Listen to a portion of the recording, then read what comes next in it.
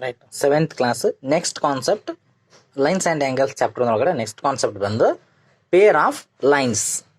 ಅದರೊಳಗಡೆ first concept ಬಂದು intersecting lines. Intersecting lines ಅಂದರೆ when 2 or more lines cross each other in a plane they are called intersecting lines. ಅಂದರೆ ಯಾವುದಾದ್ರೂ ಒಂದು plane ಅಂದರೆ ನಿಮ್ಮ ಪೇಪರ್ ಶೀಟ್ ಆಗಿರ್ಬೋದು, ನಿಮ್ಮ ನೋಟ್ಬುಕ್ ಆಗಿರ್ಬೋದು, ಈ ರೀತಿ ಪ್ಲೇನ್ ಮೇಲೆ ಎರಡು ಅಥವಾ ಎರಡಕ್ಕಿಂತ ಜಾಸ್ತಿ ಲೈನ್ಸು ಕ್ರಾಸ್ ಆದರೆ ಅಥವಾ ಈ ರೀತಿ ಕ್ರಾಸ್ ಆದರೆ ಅಥವಾ ಇಂಟರ್ಸೆಕ್ಟ್ ಆದರೆ ಇವಕ್ಕೆ ನಾವು ಇಂಟರ್ಸೆಕ್ಟಿಂಗ್ ಲೈನ್ಸ್ ಅಂತ ಕರಿತೀವಿ.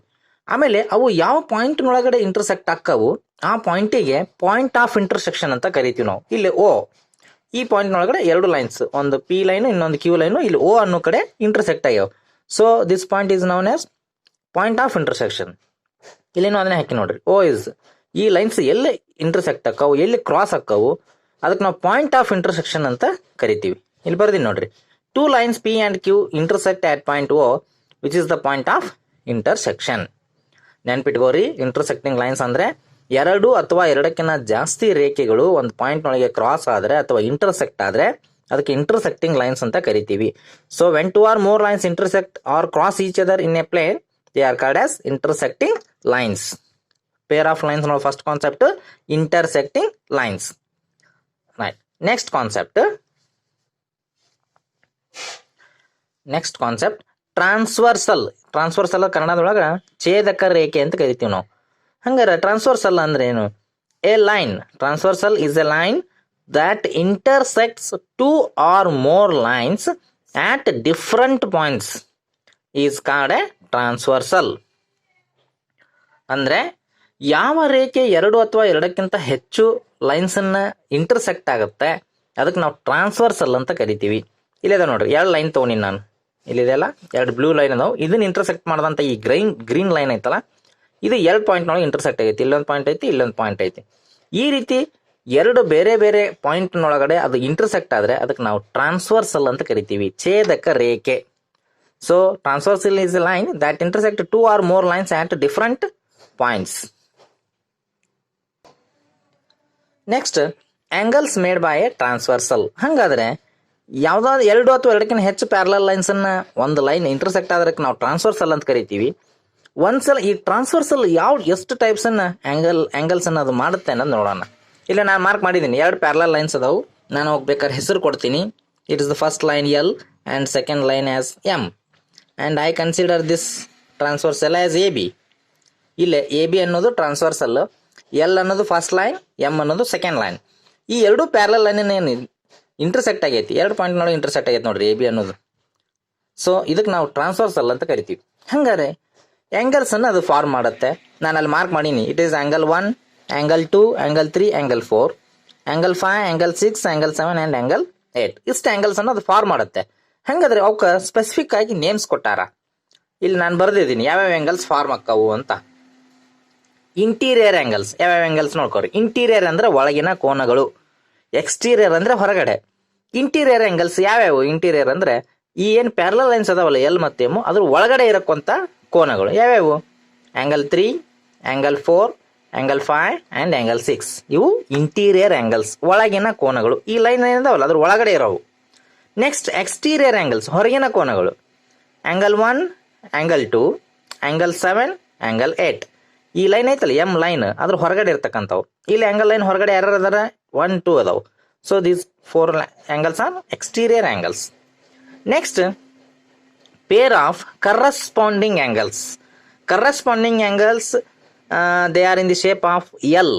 ನಾವು ಇನ್ನು ಇಂಗ್ಲೀಷ್ ಅಲ್ಫಾಬೆಟ್ ನೋಡಿ ಕ್ಯಾಪಿಟಲ್ ಎಲ್ಲಿ ಬರಿತೀವಿ ಆ ಶೇಪ್ನೊಳಗೆ ಇರ್ತಾವೆ. ಇಲ್ಲಿ ಬರ್ದೀನಿ ನಾನು, angle 1 and angle 5. Angle 1 and angle 5, these 2 are corresponding angles. Angle 2, angle 6, angle 3, angle 7 and angle 4, angle 8. All these are corresponding angles. ಬೇಕಾದ್ರೆ ನೀವು ನೋಡ್ಕೊರಿ ಎಲ್ ಶೇಪ್ನಾಗ ಹೋಕ್ಕವು. ಆಂಗಲ್ 1 ಆ್ಯಂಡ್ ಆಂಗಲ್ 5 ಅಂದೆ ನಾನು, ಈ ರೀತಿ ಹಿಂಗೆ ಬರಬೇಕು, ಈ ಶೇಪ್ ಉಲ್ಟಾ ಎಲ್. ಇದಕ್ಕೆ ಕರಸ್ಪಾಂಡಿಂಗ್ ಆಗಿ ಯಾರು ಬರ್ತಾರ? ಆಂಗಲ್ 5. ಈ ಕಡೆ ಬಂದರೆ ಆಂಗಲ್ 2, ಆಂಗಲ್ 2ಗೆ ಕರಸ್ಪಾಂಡಿಂಗ್ ಆಂಗಲ್ ಯಾರು? ಆಂಗಲ್ 6. ಆಂಗಲ್ 3ಗೆ ಕರಸ್ಪಾಂಡಿಂಗ್ ಆಂಗಲ್ ಆಂಗಲ್ 7. ಆಂಗಲ್ 4ಗೆ ಕರಸ್ಪಾಂಡಿಂಗ್ ಬಾಗಿ ಆಂಗಲ್ 8 ಇರುತ್ತೆ.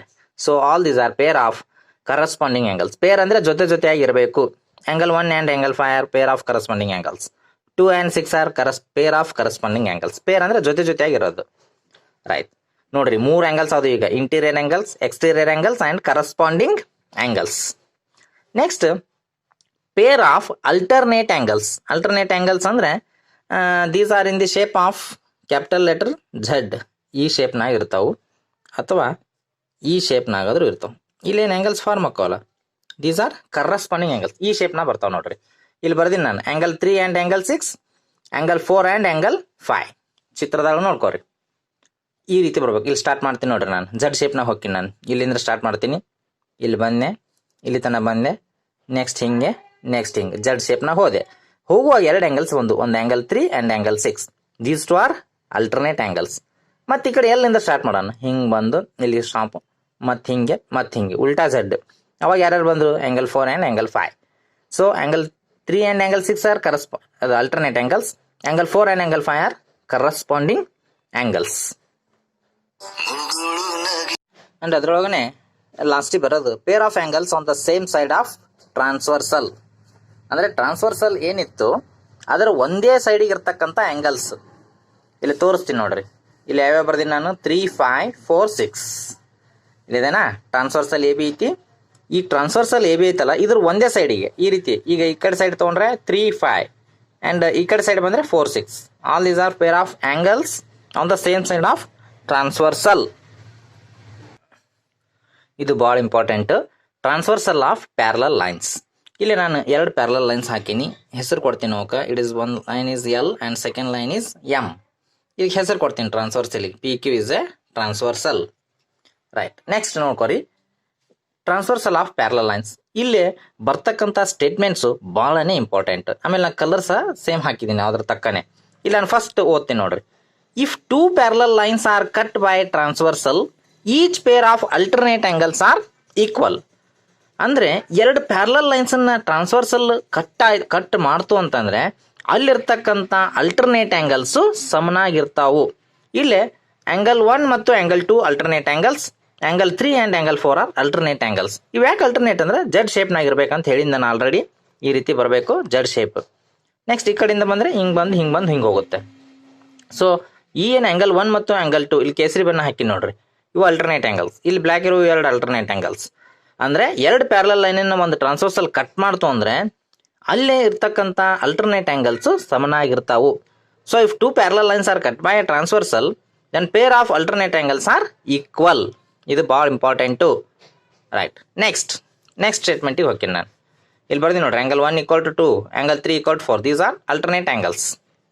ನೆಕ್ಸ್ಟ್ ಸೆಕೆಂಡ್ ಸ್ಟೇಟ್ಮೆಂಟ್ ಇಲ್ಲೇನು ಹೇಳುತ್ತೆ, if 2 parallel lines are cut by a transversal, each pair of corresponding angles are equal. ಅಲ್ಲಿ ಏನು ಹೇಳಿದ್ವಿ, each pair of alternate angles equal ಅಂತ ಹೇಳಿದ್ವಿ. ಈಗ 2 ಪ್ಯಾರಲಲ್ ಲೈನ್ಸನ್ನು ಒಂದು ಟ್ರಾನ್ಸ್ವರ್ಸಲ್ ಕಟ್ ಮಾಡ್ತು ಅಂದರೆ ಅಲ್ಲಿರ್ತಕ್ಕಂಥ ಕರಸ್ಪಾಂಡಿಂಗ್ ಆ್ಯಂಗಲ್ಸು ಸೇಮ್ ಇರ್ತಾವು ಅಥವಾ ಈಕ್ವಲ್ ಇರ್ತಾವೆ ಅಂತ ಹೇಳ್ತಾರೆ ಅವರು.